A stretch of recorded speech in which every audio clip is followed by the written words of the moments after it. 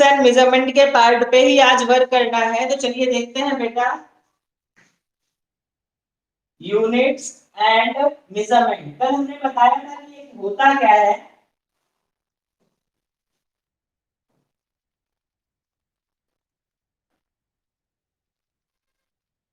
Units and measurement, units and measurement को आपको thoroughly check करना है, जानना है, समझना है ये क्या होते हैं। तो कल बताया था कि कभी भी किसी भी मेजरमेंट को लिखने के लिए आप उन्हें measurement equals to magnitude into unit के फॉर्म में लिखते हैं। मेजरमेंट जो होता है that is quantitative analysis of any object, यानी किसी स्पेसिफिक सब्सटेंस की कितनी क्वांटिटी उसके यूनिट के रिस्पेक्ट में आप ले रखे हो। मैग्नीट्यूड क्या होता है? The mathematical value of any specific quantity, यानी यूनिट के रिस्पेक्ट में कितने टाइम्स आपने उसे ले रखा है। What is the unit? The base quantitative analysis of any object is known as measurement unit. ठीक है, अब इसी के बेसिस पे हमने जो नेक्स्ट पार्ट पिक किया था बेटा वो था डायमेंशन का। लेकिन डायमेंशन को जानने के पहले एक बहुत इंपॉर्टेंट चीज जो हमें मिलती है बेटा, चलिए ठीक है डायमेंशन पे ही है, उसके बाद उस पे चलेंगे। कल हमने बहुत ढेर सारी चीजों के बारे में पढ़ा था, ठीक है।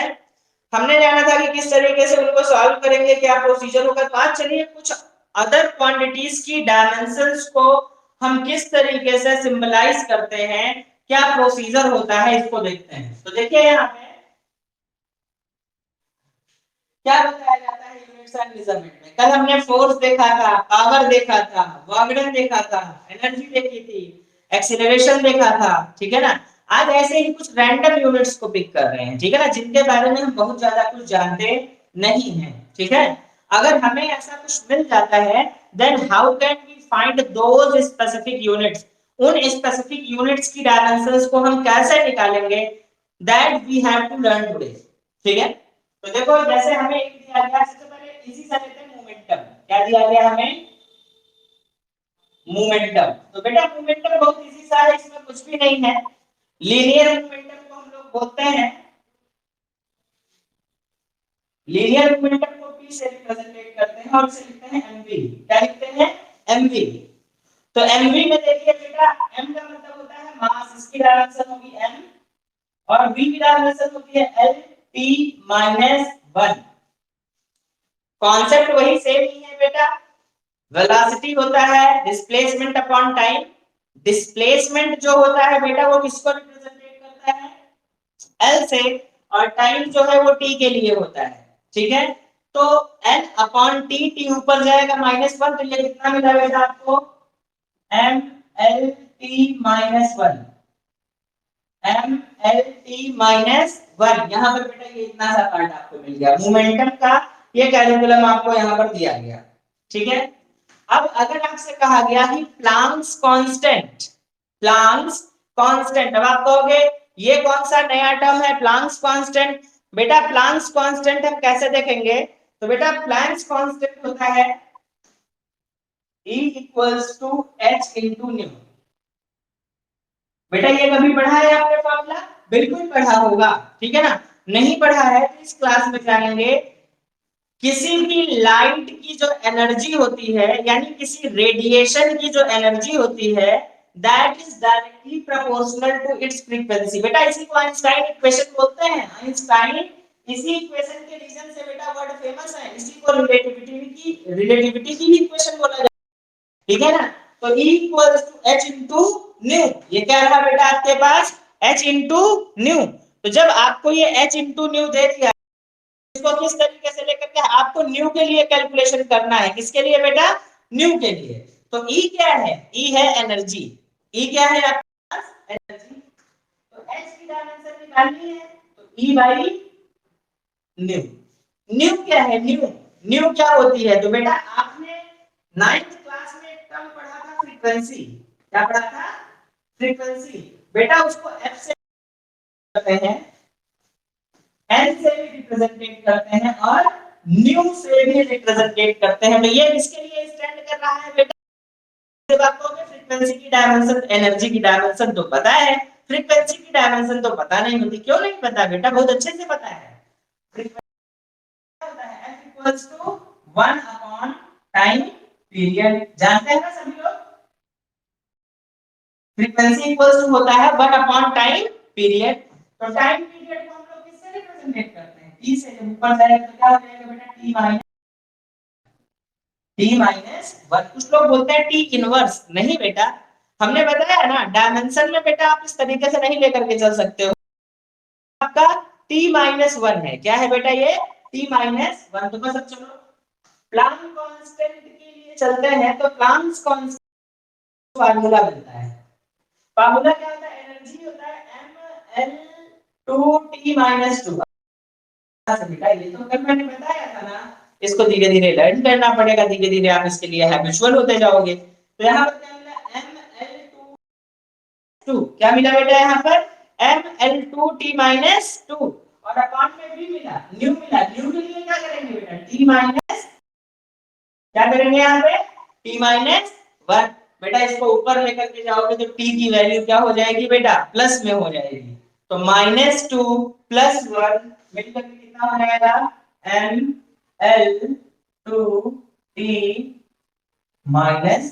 बेटा ये किसका कांस्टेंट की डायमेंशन हो गई? किसकी डायमेंशन हो गई बेटा? प्लांक कांस्टेंट की। किसकी डायमेंशन हो गई?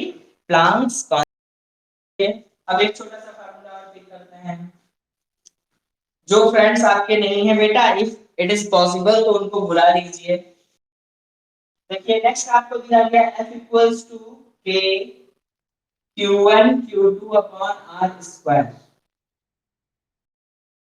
कल जैसे G निकाला था, क्या निकाला था हम लोगों ने? G निकाला था ना, कैपिटल G। उसी तरीके से बेटा यहाँ पर इस K का डायमेंशन निकालना है, ठीक है ना। जब इस K की डायमेंशन को निकालने के लिए जाएंगे तो क्या मिलेगा? K equals to square upon Q1 Q2। K equals to F R square.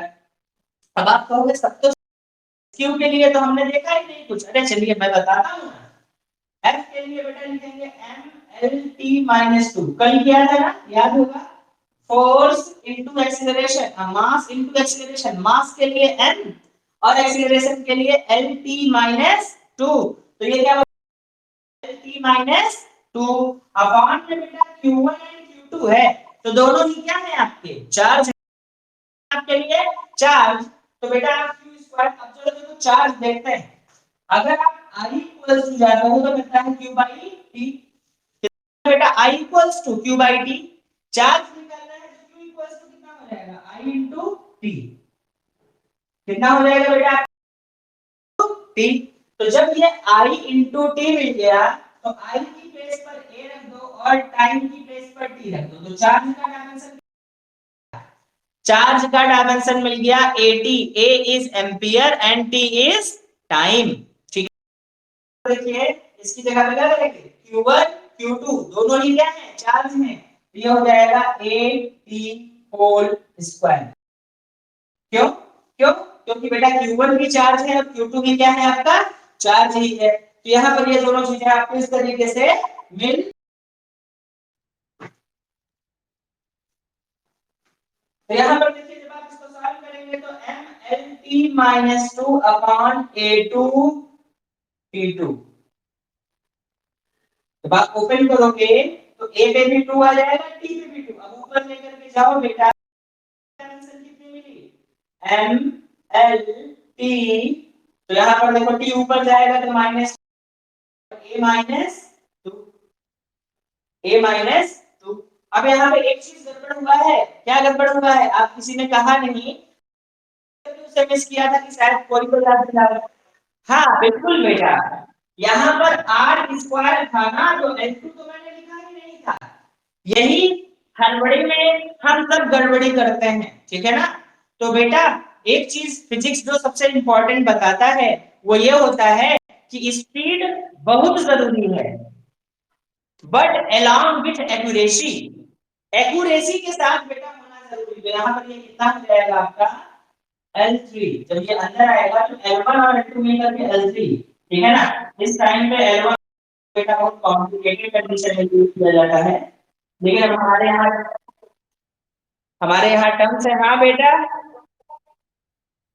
बेटा किसका माइक है ये? Please off the mic.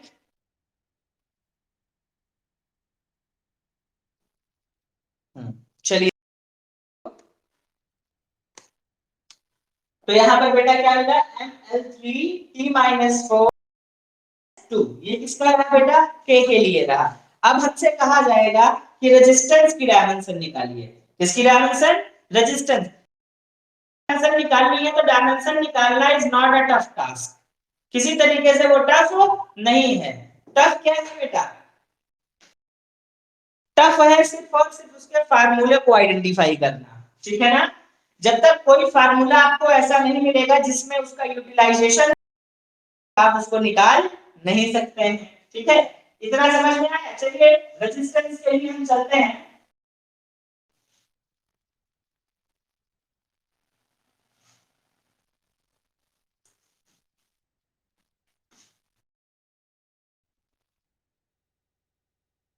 तो रेजिस्टेंस के लिए देखिए बेटा, R इक्वल्स टू कितना होता है, ओम्स लॉ से V by I,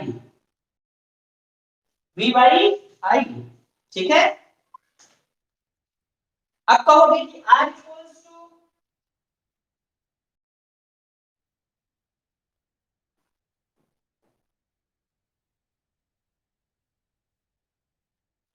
V square, V square upon P भी तो होता है।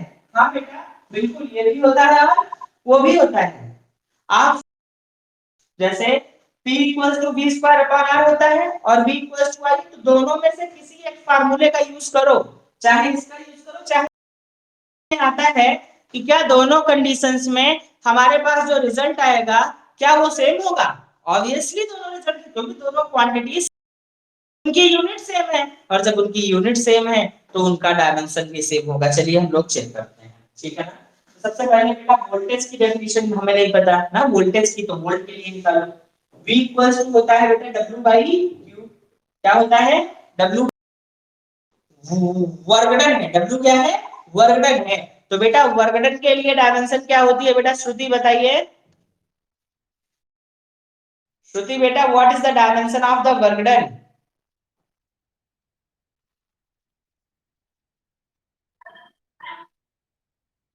हाँ जी, MT, बीच में बेटा एक थोड़ा सा जो है मिस किया आपने, प्रवीण आप बताइए बेटा। हाँ MLT-2, बेटा ये तो फोर्स का हो गया, वर्गडन का बेटा बताइए। ये फोर्स का हो गया बेटा MLT-2।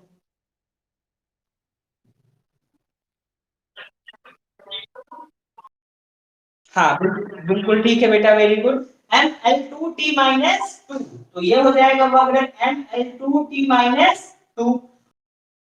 के लिए क्या होगा, इस पर आप बताइए। इस पर what is the dimension of charge बेटा।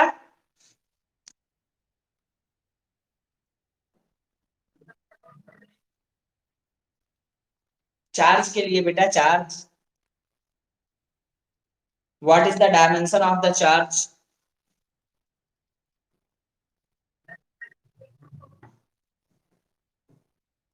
नहीं बेटा आप मिस कर रहे हो, नवाज आप बताएंगे बेटा डायमेंशन ऑफ द चार्ज।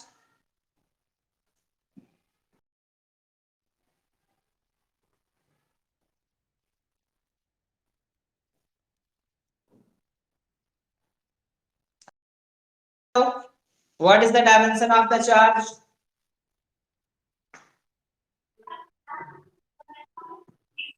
नहीं बेटा ये चार्ज, चार्ज क्यू की बात कर रहा हूं बेटा, अभी थोड़ी देर पहले हमने बताया था। वैभव चलिए आप ही बता दीजिए बेटा, आप ही बचे। 80, बिल्कुल बेटा अभी तुरंत तो बताया था, I equals to q by, mind यही है बेटा। माइंड कितनी तेजी से इंटेंटिवली चीजों को गेट कर रहा है, यहां से क्यू निकालो तो क्यू कितना होता है, I इंटू टी।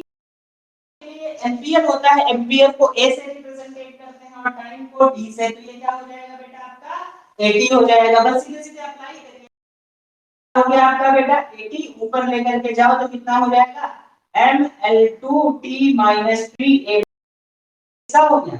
वोल्टेज का अप्लाई करो यहाँ पे, ML2T-3 अपॉन I कितना हो जाएगा। I के लिए जब जाओगे तो I के लिए देखो ना, यहाँ पे बेटा क्या हो जाएगा, क्यों I के लिए सिर्फ और सिर्फ A होता है, A ठीक है ना, लिखोगे तो हो जाएगा ml2t माइनस 3a माइनस 2 काम खत्म।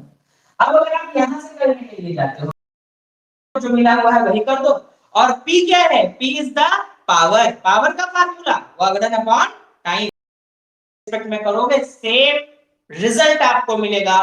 There will be not a minor change, कुछ भी नहीं होना क्योंकि दोनों क्वांटिटीज सेम हैं। सिंपल सा फंडा है बेटा, मैं चाहे यहाँ पे रहूं चाहे कहीं और पे रहूं, मैं प्रशांत हूं तो मैं प्रशांत ही रहूंगा। इसीलिए फिजिक्स इतनी अच्छी है, क्यों? आपके जैसी है, मतलब जैसी एग्जैक्टली है वैसी ही वो हर जगह पे है।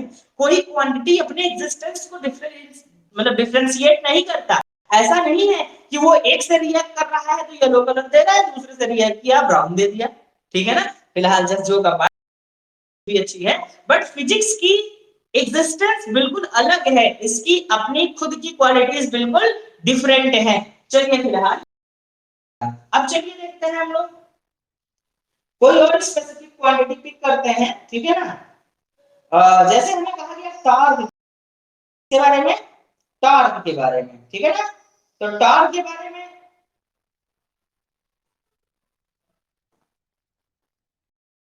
ठीक है, चलिए देखते हैं क्वांटिटीज पिक करते हैं।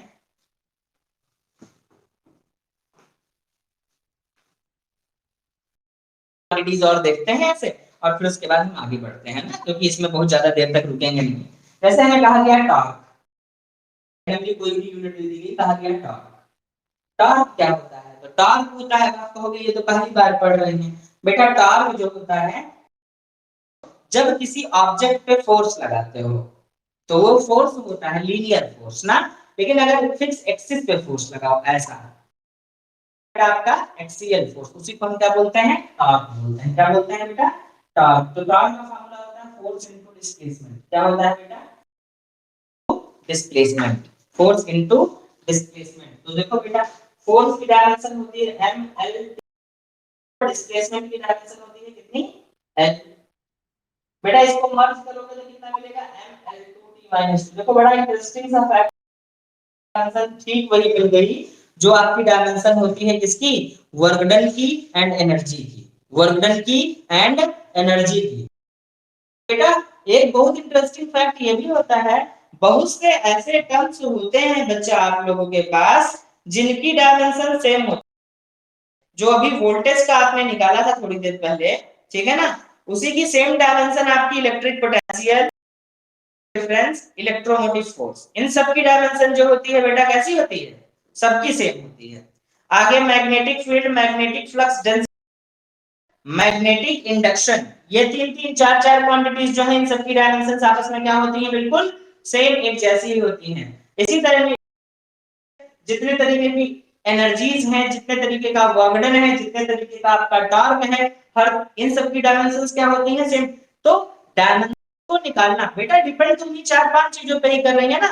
एल लेंथ के लिए एल, टाइम के लिए टी, मास के लिए एम, करंट के लिए आई, और हीट के लिए थीटा। ठीक है, इसके अलावा कहीं पर और कुछ भी नहीं। बहुत होती हैं बेटा जो डायमेंशनलेस भी होती हैं और यूनिटलेस भी होती हैं, यानी ना उनकी कोई डायमेंशन होती है। जितने भी रिलेटेड जितने भी रेशियोज वाले पार्ट होते हैं क्या होते हैं बेटा आपके, यानी सेम क्वांटिटी। ऐसा नहीं कि जो है कहा कि फोर्स मास भी तो force upon area, force upon acceleration होता है तो उसमें भी नहीं होना, नहीं है। जो ऐसी क्वांटिटीज हैं जो पूरी तरीके से क्या होती है बेटा? रैंडमली फ्री होती हैं, ठीक है ना। यानी जैसे रिलेटिव डेंसिटी की बात, रिलेटिव डेंसिटी, तो रिलेटिव डेंसिटी क्या होता है? Density of water upon density of substance, water upon density of substance. तो डेंसिटी ऑफ वाटर W ये ऊपर रहा और डेंसिटी ऑफ सब्सटेंस ये नीचे रहा। तो डेंसिटी ऑफ वाटर जो होता है बेटा कोई मैटर नहीं करता, डेंसिटी मास अपॉन वॉल्यूम होता है। कल हम लोगों ने देखा था क्या होता है? ml-3 और नीचे भी क्या मिला? ml-3। दोनों की डेंसिटी बराबर होगी सेम? नहीं बेटा, हमने कहा था ना कि मैग्नीट्यूड पे डिपेंड करता ही नहीं, यूनिट पे डिपेंड करता नहीं, वो सिर्फ कौन सी दोनों डायमेंशन है, दोनों डेंसिटीज हैं, कट पुट करके जीरो हो गया, कट पुट करके जीरो हो गया, L0 T0 डायमेंशन लेस हो गया बेटा आपका। क्या हो गया बेटा? ये डायमेंशन लेस हो गया। तो यहाँ पर ये इतनी सी चीज रही। अब डायमेंशन पढ़ने के पहले हम कुछ छोटी छोटी चीजें आपको बता रहे हैं, बहुत ही माइनर सी चीजें, उन सब चीजों को हम देखेंगे, ठीक है ना, क्योंकि बात करनी है। तो यूनिट्स में देखो बेटा, सबसे पहली बात होती है लेंथ की। किसकी होती है बेटा सबसे पहली बात? तो लेंथ में देखो बेटा, लेंथ को प्रैक्टिकली हम मीटर से मेजर करते हैं। क्या मीटर से छोटा और मीटर से बड़ा कुछ नहीं होता? नहीं भाई, बहुत से होते हैं, बहुत सी चीजें होती हैं, बहुत से चेंजेस होते हैं। तो चलिए हम लोग देखते हैं। पहली चीज जो बताई जा रही है वो क्या है? लेंथ में, लेंथ जो होती है बेटा, टू स्पेसिफिक पॉइंट्स के बीच का जो मेजरमेंट होता है, या उसी को हम बोलते हैं लेंथ, ठीक है ना। इसकी एसआई यूनिट होती है मीटर। अभी सिर्फ हम लेंथ पे बात कर रहे हैं बेटा। स्मॉलर पे जब हम चलेंगे तो सबसे पहले ये तो है ना, milli, centi, deci, metre, deca, hecto, kilometre, ये तो आपको पता ही। मीटर आपका बेस है, इसके नीचे 1 लिखो। जब इधर जाओगे तो कम होता जाएगा, यानी 1/10, 100, 1/1000, ठीक है ना। ये सब क्या है बेटा आपका मीटर में, ये भी मीटर में, ये भी मीटर में, और ये भी, यानी कहा गया 1 डेसीमीटर में कितने मीटर, तो 1/10 मीटर, ठीक है ना। आपसे कहा गया, एक मिनट, ये मीटर में कितने डेसीमीटर, 10 डेसीमीटर। 1 मीटर में कितने सेंटीमीटर, 100 सेंटीमीटर। 1 metre, 1000 millimetre. लेकिन अगर आपसे कहा जाए कि how many millimetres in 1 metre, तो 1/1000। How many centimetres, 1/100। यहाँ पर क्या होगा बेटा, 1 मीटर में कितने डेकामीटर, 1/10। 1 मीटर में कितने हेक्टोमीटर, 1/100। 1 मीटर में कितने, 1/1000। अब इसी को पलट दो, 1 किलोमीटर में कितने मीटर, 1000। 1 हेक्टोमीटर में कितने मीटर, 100। इसके अलावा भी कुछ है? हाँ है। चलिए बस उसी पे तो काम करने के लिए आए हुए हैं। देखिए बेटा, यहाँ पर याद, milli, micro, nano, pico, fermi, ठीक है ना। Millimetre, micrometre, fermimetre, milli, micro, nano and pico. और ये हो गया। अब देखो उसके बाद ये क्या होता है, ये स्मॉलर यूनिट्स है बेटा। बीच में, इसी के बीच में एक एंगस्ट्रॉम, ये सिर्फ लेंथ में आता है बेटा, में आता है सिर्फ और सिर्फ लेंथ में। तो यहाँ पर देखो बेटा क्या होगा आपके पास, मिलीमीटर होता है बेटा, मिली, माइक्रो, नैनो, पिको, ये जो है ये तो सब में आते हैं। ये लेंथ में भी आते हैं, ये मास में भी आते हैं, ये टाइम में भी आते हैं, सभी में आएंगे ये ना। ये एंगस्ट्रॉम और फर्मियन जो है बेटा, ये सिर्फ और सिर्फ किसमें आएगा, लेंथ में। तो ये होता है 10⁻³ मिली, माइक्रो, नैनो, मिली, माइक्रो, एंगस्ट्रॉम को भी बढ़ा दो, मिली, माइक्रो, नैनो, पिको 3 की पास में बढ़ाते जाओ। 10⁻³ 10⁻⁹ 10⁻⁻12 10⁻⁻15। 1 मिलीमीटर में कितने मीटर, 10⁻⁻3। 1 माइक्रोमीटर में कितने मीटर, 10⁻⁻6। 1 नैनोमीटर में कितने, -9। 1 पिकोमीटर में कितने मीटर, 10⁻12। 1 फर्मीमीटर में 1 10⁻15। और यहाँ पर एंगस्ट्रॉम में क्या होता है, 10⁻10 मीटर। ये मीटर रहा, ये मीटर रहा, ये मीटर रहा, ये मीटर रहा, और ये भी मीटर में रहा। स्मॉलर यूनिट्स हो गई बेटा। अब हायर यूनिट्स पे चलते हैं बेटा। कुछ तो लिखे हुए हैं, deca, kilo, mega, giga, mega, giga, tera, peta, exa, tera, exa. बेटा डेकामीटर में 10 मीटर, हेक्टोमीटर में 100, 100 को 10⁻² मीटर बोल सकते हो। किलो में 10⁻6 मीटर, मेगा में 10⁻6 मीटर, गीगा में 9 मीटर, टेरा में 10⁻12 मीटर, पेटा में 10⁻, और एक्सा में 10 टू पावर 18 मीटर। आई बात समझ में बेटा? ये इतना रहा, समझ पा रहे हैं?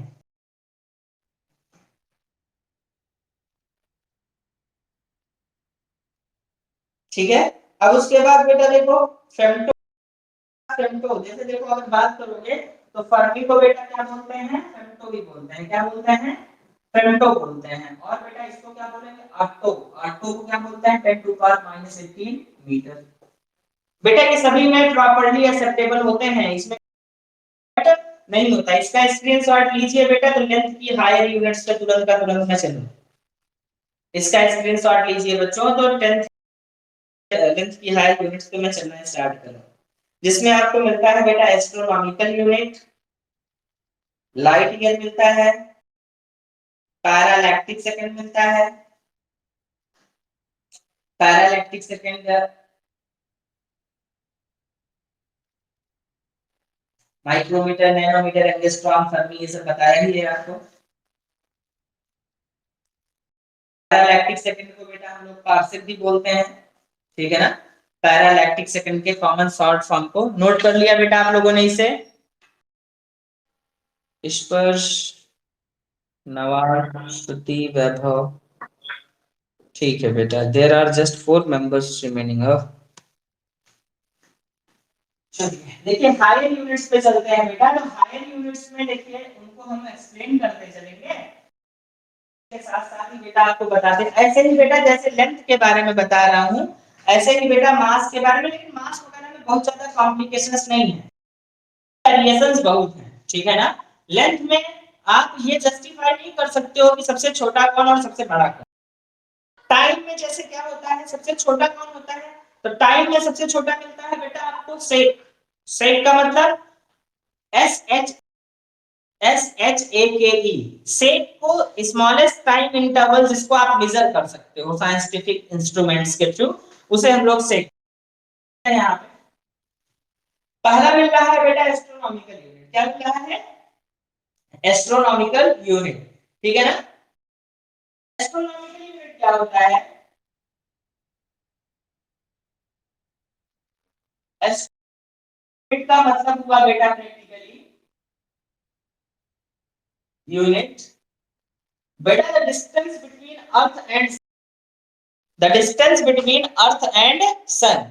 अर्थ एंड सन के बीच का जो डिस्टेंस होता है उसे ही हम लोग क्या बोलते हैं बेटा? एस्ट्रोनॉमिकल यूनिट बोलते हैं उसे, एस्ट्रोनॉमिकल यूनिट। तो एस्ट्रोनॉमिकल यूनिट में बेटा कितने मीटर होते हैं? तो देखो बेटा exactly 1 AU equals to 1.946, 1.946 into 10 to power 11 metre, 10 to power 11 metre. ये मिलता है 1.5 into 10 to power 11 मीटर। ये एस्ट्रोनॉमिकल यूनिट होता है। क्या होता है आपका ये? एस्ट्रो। दूसरा आपको दिया गया लाइट ईयर। लाइट ईयर का मतलब समझ रहे हो? लाइट के थ्रू 1 ईयर में चली गई distance. How much distance is travelled by light in 1 year, that is known as the 1 light year. इसी को क्या बोलते हैं? तो 1 light year, light year L Y से लिखा जाता है, पूरा मैं लिख रहा हूं। ये जो होता है बेटा, तो 1 लाइट ईयर देखो कितने डेज हुए? 365 डेज। हर दिन में कितने घंटे? 24 घंटे। हर घंटे में कितने मिनट? कितने सेकंड? 10 सेकंड। तो इसको हम क्या बोल सकते हैं बेटा? 9.46, 1 लाइट ईयर में 9.46 into 10 मीटर। बेटा ये हो गया आपका कितना? 1 लाइट ईयर। 1 लाइट ईयर में आपको ये इतना दिया गया। आई बात समझ में? 10 टू पावर 50। फिर उसके बाद बेटा दिया गया पैरालैक्टिक सेकंड।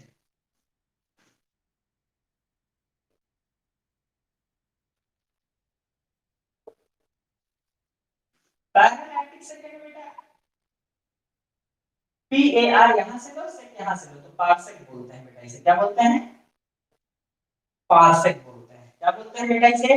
पारसेक बोलते हैं। तो ये क्या होता है? Distance at which an arc of length 1 astronomical unit subtend an angle 1 second of arc। कह रहे हैं कि 1 सेकंड इस रोटेशन पे कितना एंगल वो बनाती है, यानी 1 सेकंड में आपसे कहा रहा है it is the distance at which an arc of length 1 astronomical unit, ठीक है ना। एस्ट्रोनॉमिकल यूनिट जो है यानी अर्थ और डिस्टेंस है, ये 1 सेकंड में यूनिट आर्क के लिए 1 सेकंड में यूनिट आर्क के लिए यूनिट आर्क के लिए जो डिस्टेंस ट्रेवल करता है, यहां से यहां तक का जो डिस्टेंस होता है उसी को, यानी जैसे ये तो आर्क लेंथ होगी बेटा आपकी, इस आर्क लेंथ को 1 सेकंड में कवर करने के लिए जो ये एक्चुअल डिस्टेंस चलेगा, ये तो आर्क लेंथ हो गई ऊपर वाली, और ये क्या हो गया, इसी को क्या बोला उन्होंने, पैरालैक्टिक सेकंड, यानी यूनिट आर्क के थ्रू 1 सेकंड में जो डिस्टेंस ट्रेवल की गई, 1 यूनिट आर्क के लिए 1 सेकंड में जो डिस्टेंस चली गई उसे ही बोलते हैं पैरालैक्टिक सेकंड।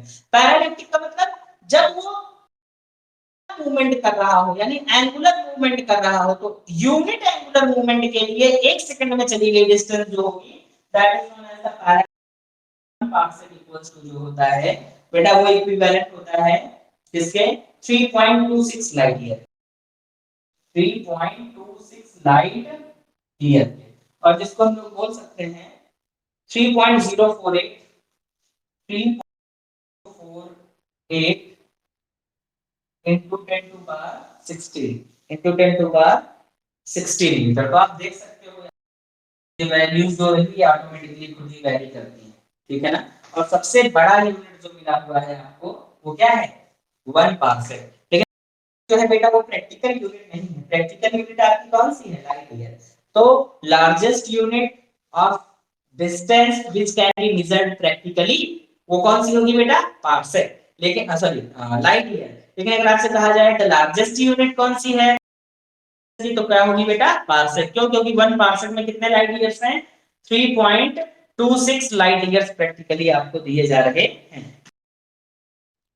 अब इसी में आपको relation between different units of length, length के अलग-अलग यूनिट्स के रिलेशंस आपको यहां पर दिए गए।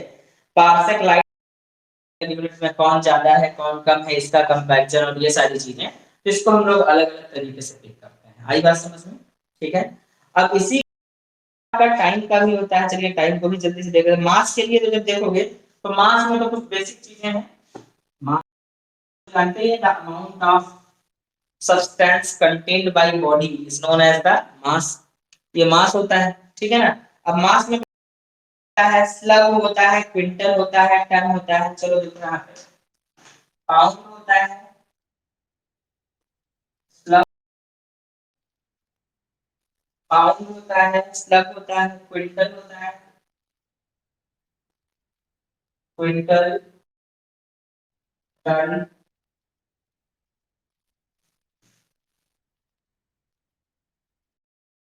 टन होता है, या फिर मीट्रिक टन भी बोलते हैं इसे,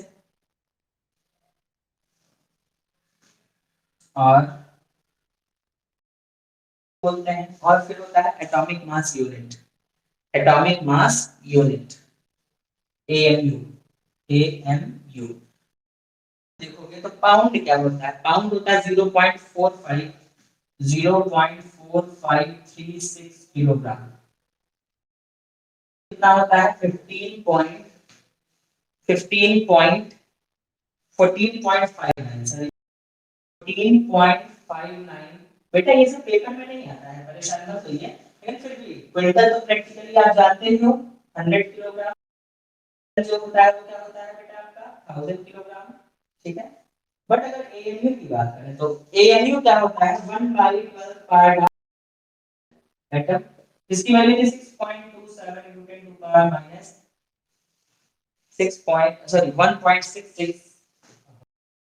1.66 into 10 to power minus 27 kilogram, ये क्या होता है बेटा, इतने किलोग्राम। तो यहाँ पर ये हो गया, सोलर टाइम की बात की जा रही है, किसकी टाइम की जा रही है, सोलर टाइम। इसको जल्दी से नोट कर लीजिए बेटा, तो ऊपर वाले पार्ट को मैं रफ कर दूं, टाइम की बात की जा रही है, तो टाइम में भी अलग अलग चीजें आपको मिलती हैं, ठीक है।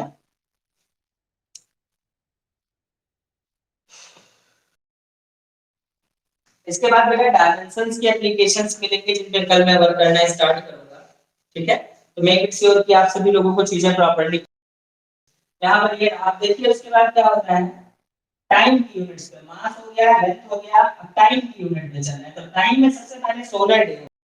सोलर डे का मतलब बेटा क्या होता है आपका, solar day practically one rotation time चाहिए होता है सन के अक्रॉस, उसी को हम लोग क्या बोलते हैं बेटा, सोलर डे। क्या बोलते हैं, सोलर डे। सोलर डे का मतलब 24 आवर्स। 24 आवर्स का मतलब 24 इंटू 60 इंटू 60। आई बात समझ में बेटा, ये क्या हो गया, solar day.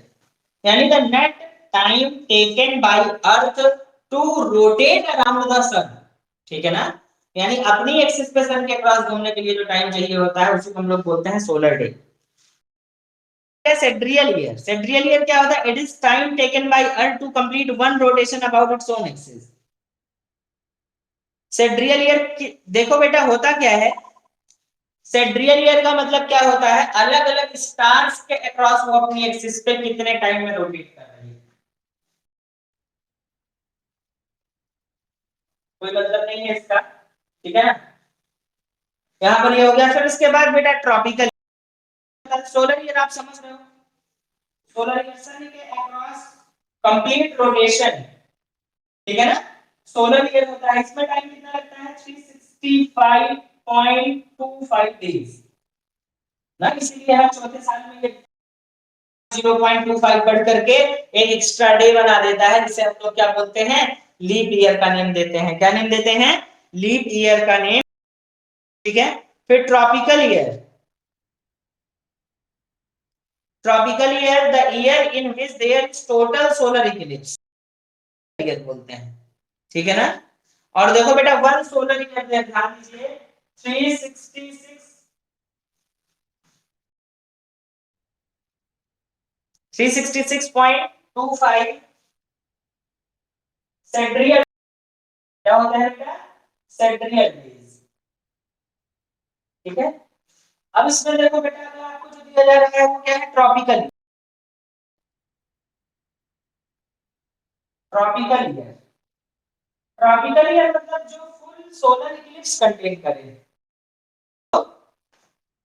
Full solar Eclipse contain करे, ऐसा ईयर जो full solar Eclipse contains full solar Eclipse, complete solar Eclipse contain करे। फिर लीप ईयर आता है, आप जानते हो ल्यूनर मंथ क्या होता है, मून के क्रॉस एक मिशन कंप्लीट करने के लिए। Lunar Eclipse, lunar month, lunar month क्या होता है बेटा,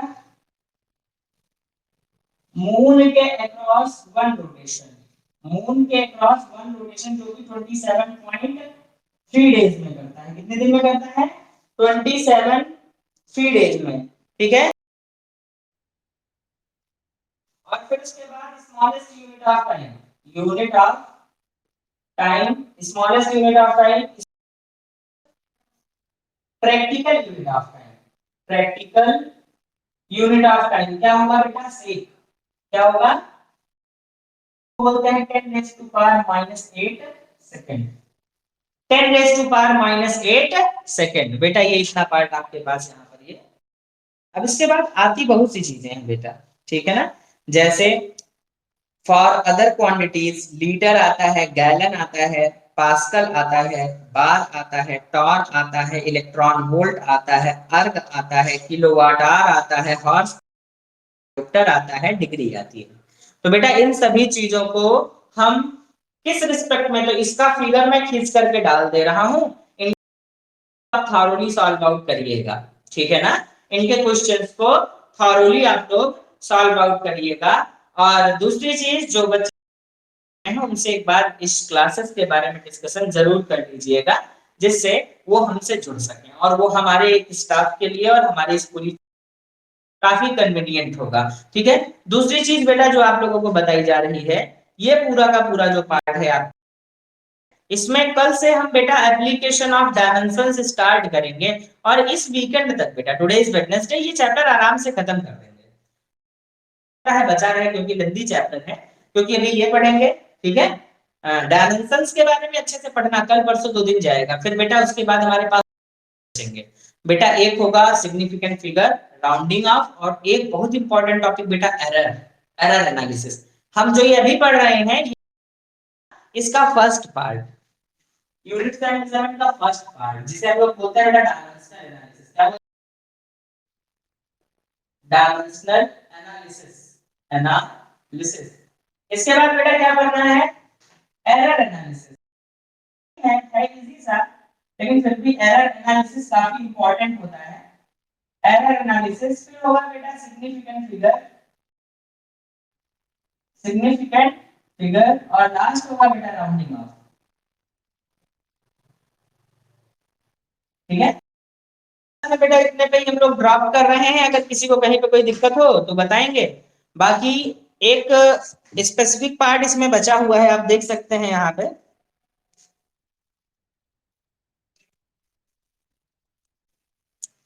ना तो इसको कर दूंगा बेटा, आप देख पा रहे हो ये चीज ना, यहाँ पे कहाँ गया? अच्छा उल्टा दिख रहा है आपको भी,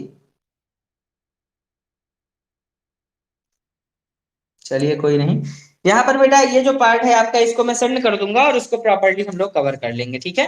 आज की क्लास में अगर कोई डाउट हो तो प्लीज आप लोग पूछ सकते हैं। नवाज, श्रुति बेटा, प्रवीण, वैभव, स्पर्श, अगर आप पांचों में से किसी को कोई डाउट हो बेटा तो बताएं। हाँ, क्या चीज बेटा? अच्छा, पैरालैक्टिक सेकेंड। पैरालैक्टिक सेकेंड जो होता है बेटा,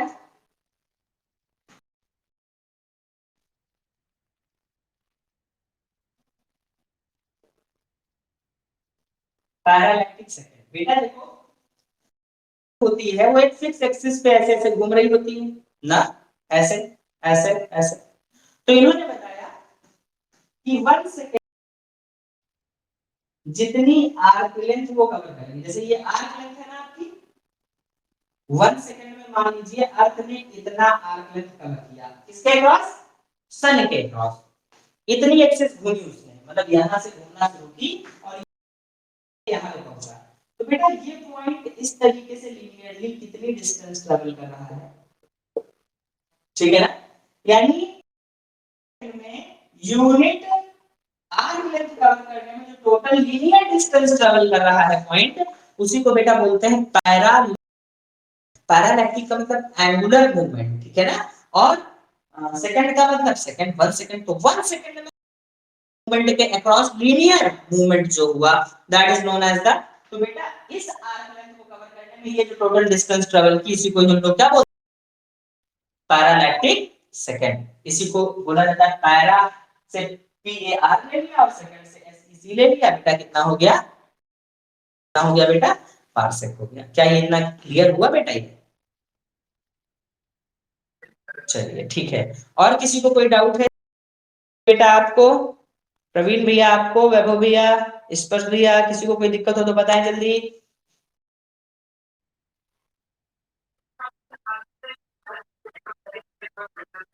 बेटा सेक होता है, देखो बेटा होता क्या है कि सबसे छोटी यूनिट हो, बोलने को 10⁻12 सेकंड, -15 सेकंड, -18 सेकंड, लेकिन बेटा ओलंपिक्स में जो सबसे स्मॉल यूनिट ली गई है पार -8, सॉरी ओलंपिक्स में कह रहे हैं, आ, आ, अरे वो पेंडुलम के कैलकुलेशन में जो ली गई है बेटा, वो 10⁻⁻8 सेकंड, 10⁻⁻8 सेकंड आज तक प्रैक्टिकली मेजर किया जा सका है। इसके अलावा इससे छोटी यूनिट को आज तक प्रैक्टिकली मेजर किया ही नहीं गया। तो प्रैक्टिकली जिस यूनिट को सबसे अच्छे से मेजर कर सके हैं, तो उसी को बेटा smallest unit, smallest practical unit of time बोला। Smallest practical unit of time, यानी which can be measured in actual mean, ठीक है ना, जिसको एक्चुअली परफॉर्म किया गया हो, दैट इज ना प्रैक्टिकल। तो यहां पर बेटा ये क्या हो गया? सेक, 1 सेक इक्वल्स टू पावर -8 सेकंड, ठीक है। ठीक है, और बताइए बेटा किसी को कोई डाउट हो तो।